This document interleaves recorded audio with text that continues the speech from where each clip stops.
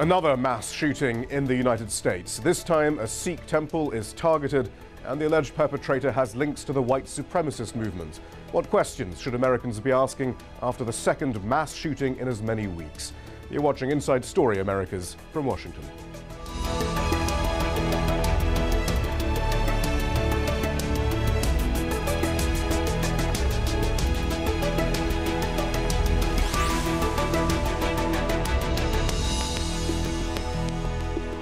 Hello, I'm Shihab Ritansi. Vigils are being held across the United States, mourning the 6 members of the Sikh community killed in that shooting rampage in the U.S. state of Wisconsin on Sunday. The alleged gunman, 40-year-old Wade Michael Page, was also killed after he opened fire on a police officer. Page was an Army veteran who was discharged from the military in 1998. He was also a white supremacist. The civil rights group, the Southern Poverty Law Center, says it had been tracking him with concern for more than a decade. U.S. law enforcement says it's treating the attack as a possible act of domestic terrorism, which implies a political agenda. A 2009 report by the Department of Homeland Security warned of the rise of right-wing groups fueled by a struggling economy and the election of the country's first black president. The report, though, was criticized by Republicans and was later pulled by the DHS. But this latest shooting has reignited fears about right-wing extremism. Earlier I spoke to Pete Simi. He's the author of American Swastika, Inside the White Power Movement's Hidden Spaces of Hate. As part of his research into white supremacism, he spent an extensive amount of time with Page in 2001. I asked him to tell us what he knew about the alleged gunman. I ended up spending about 2 years off and on, quite a bit of time with Page. I would stay over at their home and sleep over at on their living room couch. Page had one bedroom and his housemate had the other room. And they would allow me to stay over and just kind of hang out with them in order to try and kind of understand their world and get to know them better. Right, to help us understand that world, what actually specifically was motivating them? Page was, part of the much larger movement of white supremacists. He was what you might call an independent, at the time that I knew him, an independent neo-Nazi skinhead. He identified as a skinhead. He shaved his head. He was, at that time, getting into the tattoos and was starting to tattoo his body with different symbols that were, important for that movement. He definitely endorsed a variety of different beliefs, such as anti-Semitism and the idea that, a small conspiracy of Jewish people essentially dominate world affairs. He was, antagonistic to anything so-called non-white. In particular, most of his rhetoric on a regular basis was directed towards blacks. And, it was a lot of anti-black talk and anti-black sentiment. And he was, at that time, he had moved to Southern California from back east.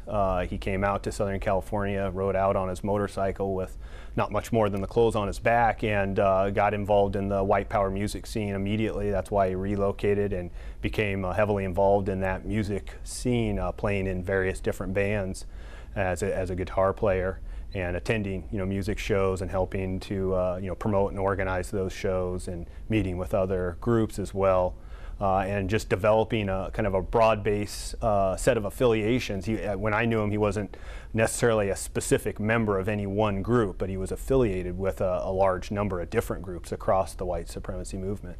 Music, then, one major part of his, of how the white supremacism manifested itself for him. The military also a major factor in his life. How does that fit in with all this? Page explained to me that he knew about racist skinheads and white power folks prior to joining the military. He had been involved in the punk scene in the Denver area as an adolescent. And had become aware of racist skinheads and this sort much younger. But when he joined the military, he told me that this is what really exposed him to why the beliefs of neo-Nazism make so much sense. To put it bluntly, he told me that if you don't go into the military as a racist, you will certainly come out of the military as a racist.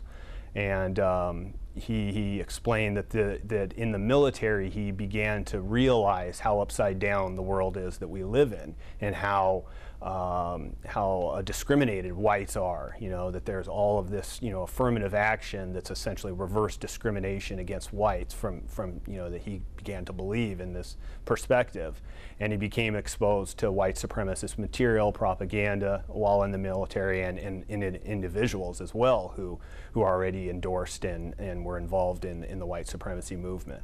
But there's no sense this necessarily leads to violence. You use the term political activism a number of times. Is that what underpins it? Are they trying to change society in order to redress what they feel is some imbalance? Or does this necessarily lead to violence? In some cases it leads to violence. In other cases it remains, essentially non-violent forms of political activism, like marches, rallies, like music shows. So this is one of the things that makes it very difficult in terms of assessing the potential threat of these types of groups and these types of individuals.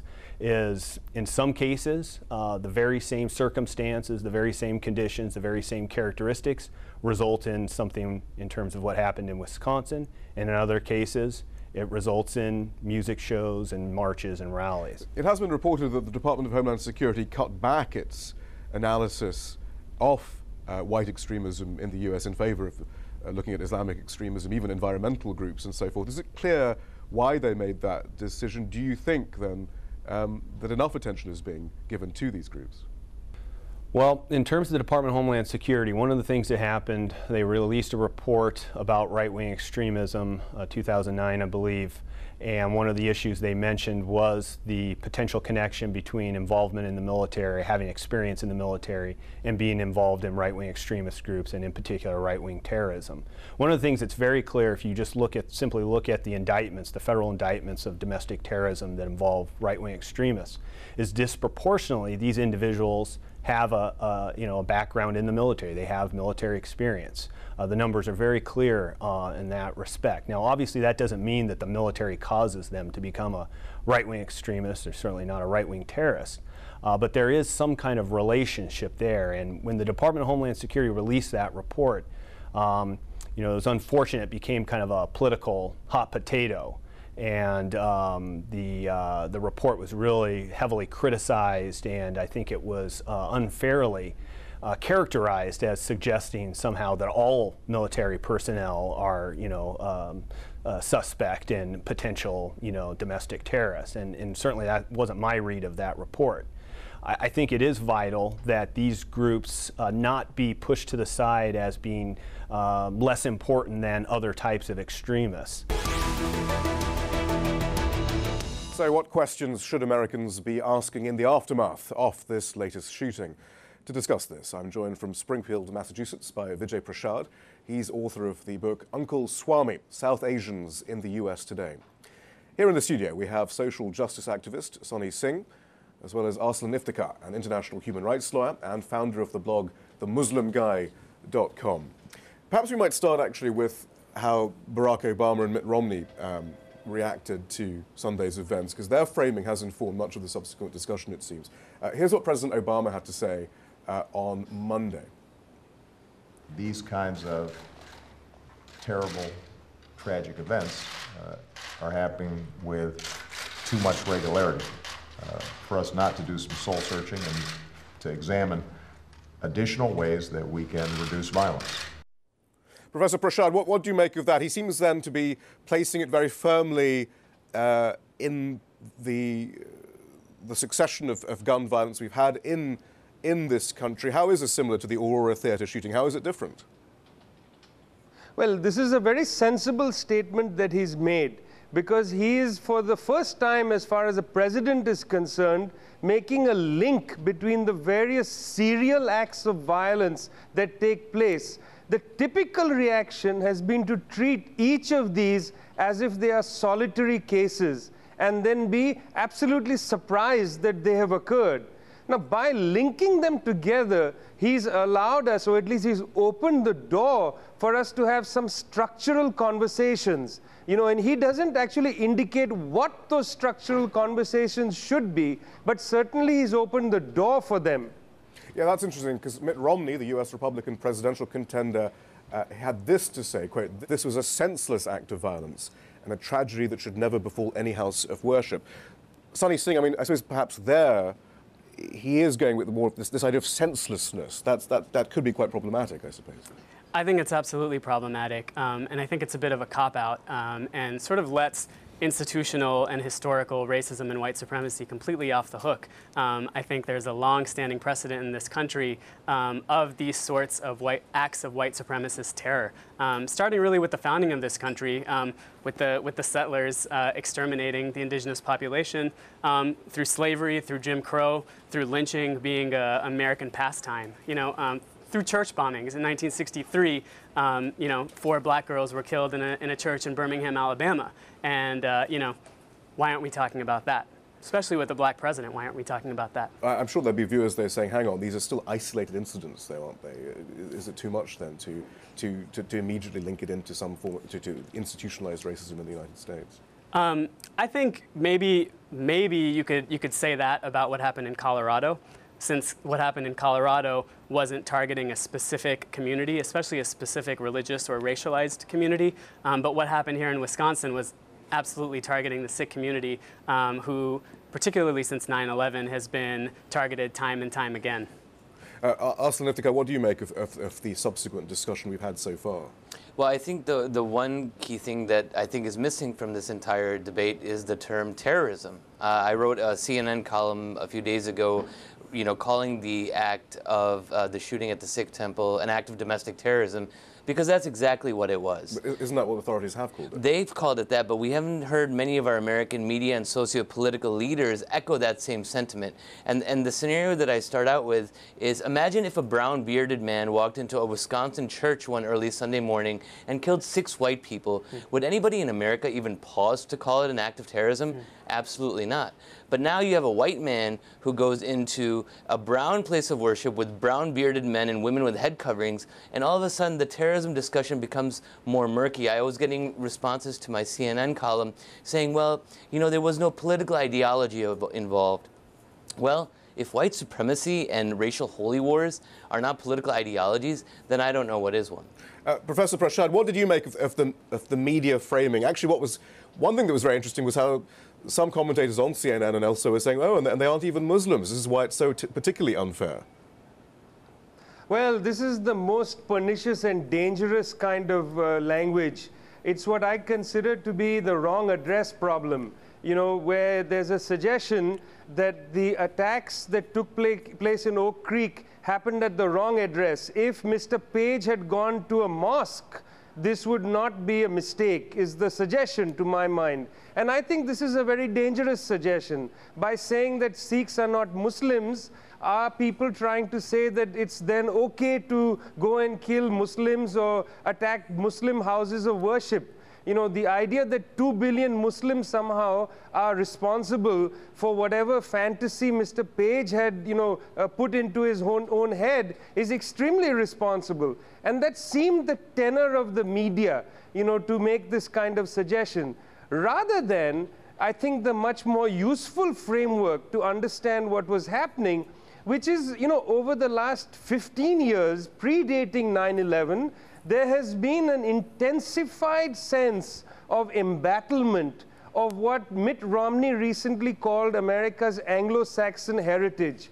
And this has come out in the anti-immigrant kind of sentiment. This came out in Arizona in the legislation put forward by the legislature. This came out after 9/11 against Muslims and all those who seemingly were to look like terrorists. And this, of course, comes out routinely against people with black bodies.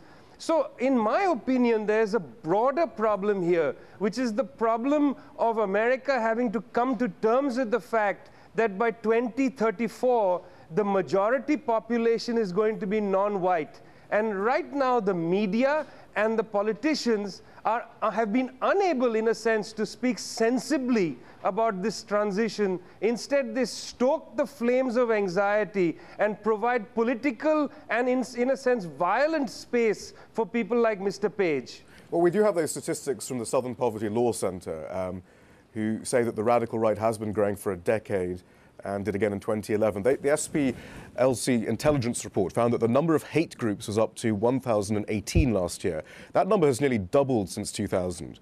The centre attributes this rise to economic fears, the proliferation of conspiracy theories, and changing racial demographics in America, as Vijay Prashad was suggesting there. But the SPLC says the election of Barack Obama, the first black president, has had the biggest influence. The Patriot movement, a radical anti-government militia, has seen a 755% increase in just the last 3 years, from 149 groups in 2008 to more than 1,200 groups in 2011. Of course, there's another way of looking at this, Sonny Singh. Isn't this proliferation of groups because the tide is turning against them? Demographics are changing. Societal attitudes are changing. This is more of a sign of their marginalization and desperation, perhaps. Perhaps it is. And, you know, it's also an interesting fact that since 9/11, there's been more attempted terrorist acts by white supremacists or white power groups than there have by supposed Islamist groups or groups linked to Al-Qaeda.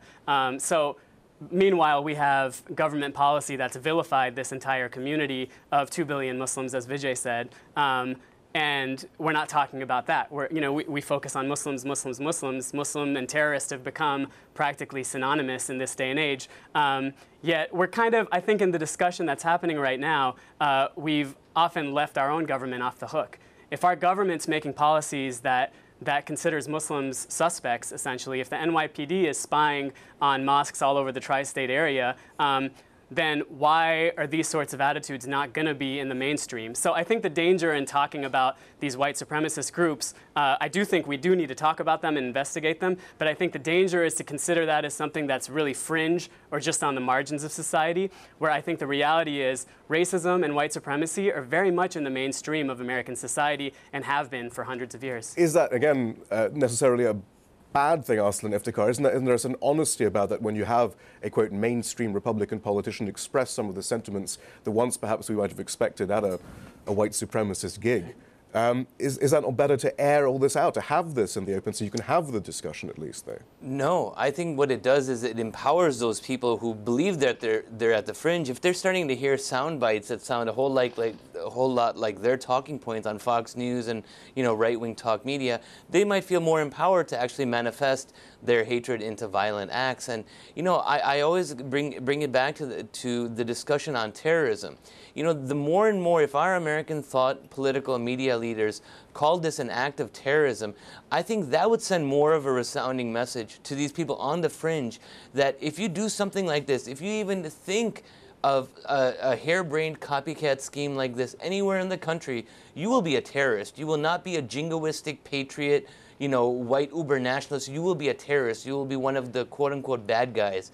We become so desensitized. But do you really want to take on the George Bush rhetoric? Is that necessarily the way forward? Might that not actually lead to other problems of constitutionality that we're seeing actually as people are searching for the bad guys as they're currently framed? Again, what I'm saying is when there are acts of terror that occur, when a person goes and, what Wade Page was doing was not just killing 6 people in the Gurdwara in Oak Creek, Wisconsin. He was sending a message to all brown people in America, to people in Muslim mosques and Hindu temples and Sikh Gurdwaras around the country, that people like him are still going to try to, quote-unquote, take back America. So this absolutely had a political ideology to it. And unless we call a spade, another example that I always give is, imagine a brown man would almost assassinate a member of Congress and kill 6 people in a grocery store parking lot in Arizona. Would that not be called an act of terrorism? But because his name was Jared Lee Loughner, we just think, oh, that's just another kooky, insane white guy. It's this terrorism double standard within our zeitgeist, within our meta-narratives that really, really are problematic and I think empower people like Wade Page. Professor Prashad, to go back to this idea then of soul-searching that President Obama mentioned, I think he probably was more referring to the issue of gun control, which actually he's quite reluctant to really address, it would seem, let alone then this issue of connecting what appear to be sporadic actions of extreme violence with a wider context of casual racism, institutional racism, the mainstream discourse of race. I mean, that's definitely not going to be soul-searched, is it? Well, in my opinion, if I was to advise him, I would suggest 4 different things that need to happen.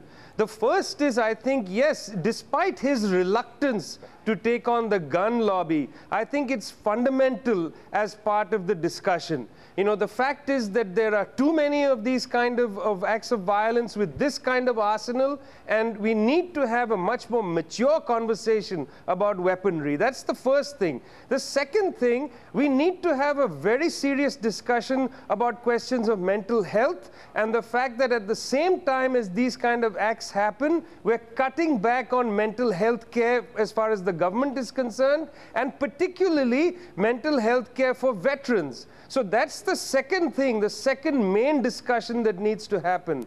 I think the third incident that we should consider is the question of dignity. I mean, one of the reasons why extremism or white supremacist groups are rising is people on the margins of society, on the social margins, are feeling as if they are without dignity. And in a sense, they are right. The kind of policies, economic policies, social policies pursued by the government that give, in a sense, the entire basket of goods to the 1% of the population creates a situation where very large numbers of people feel marginalized. And I would say that's the third thing we need to soul search about. And finally, I'm very much with Arsalan and Sonny here in believing strongly that it's not a question of the extremist groups themselves. You know, it creates a situation of great sanctimoniousness when the elite can sit back and say, well, it's some working class white guy who did this. The fact of the matter is that the politicians themselves open the door wide to very hateful kinds of thinking. Just recently, Mitt Romney in England made a very silly statement. He said the United Kingdom and the United States are related by their Anglo-Saxon heritage. Well, that would be news to people of Mexican descent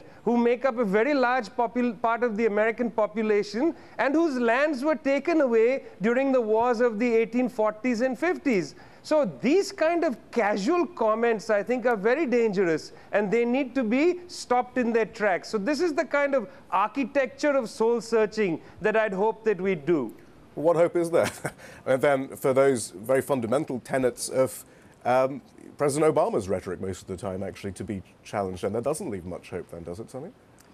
I mean, I've honestly been struggling with that a lot in the last days and in the last decade. In Sikhism, we have a responsibility to remain in Chardi Kala, which means eternal optimism. Our community has faced great obstacles, much greater obstacles than we're facing right now historically, and we've always had this sort of resolute revolutionary optimism, like it's our responsibility to remain in Chardi Kala, and I do struggle with that.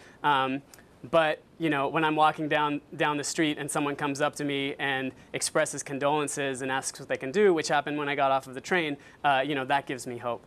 When friends are reaching out, when families are reaching out, when I'm seeing so many people coming together around this to try to resist this sort of hateful rhetoric and put out you know, more of a vibe about love and about justice, you know, and about unity, then I feel more hope. Well, of course, that does kind of link into some of the other movements, the Occupy Wall Street type movements and other things Absolutely. that we have been seeing. Absolutely. So then shouldn't that be then, Arsalan, I mean, you're talking about, okay, now it's really up to the authorities to clamp down, make sure people realize that if they're terrorists, and it won't be tolerated. But this suggests a slightly different, perhaps, a more inclusive way of going about this. This being about class, not race necessarily, this being about other societal issues and so forth, as opposed to just clamping down and increasing surveillance and things like that. Well, no, and I wasn't getting at that at all, Shahab. What I was saying is in our discussions of these issues, so on the news, you know, on editorial board newspaper pages, I want to see this discussion as robust and the same standards applied. I don't want to see one standard apply when a white man commits an act of terrorism and another standard apply when a brown man commits an act of terrorism. We have to call a spade a spade. If we are not going to relegate, you know, entire populations of millions and millions of people of color in this country to second-class citizenry, you know, essentially what we're doing is if we do not call this an act of terrorism, we're essentially saying that terrorism shall only apply when bearded brown men are the shooters and not when they're the victims. But yeah, but the implications very quickly of what we've just heard there is that this idea, what you're calling terrorism has its roots in so much of the social discourse right now that it's just too limiting, perhaps. No, but again, because terrorism has only been limited to, you know, applying to brown people like us over the last 10 years, I think that it'll really bring a lot more honesty into the debate if we start to, you know, talk about issues that affect every. All right, we have to end our debate for the moment, but thanks so much. Arsalan Iftikhar, thank you very much. Come in on this very quickly. Literally 15 seconds. I just want to say that I think that the question of terrorism, everybody who acts in a terrorist manner requires a broad form of diagnosis. You know, the prescription should be very broad, not just the clamping down of civil liberties and a police response. We need social responses, we need political responses. Whoever is the terrorist, the response has to be very broad to combat the roots of what produces them. Vijay Prashad, thank you very much. Arsalan Iftikhar, Sonny Singh, thank you both. That's all from the team in Washington, D.C. for now.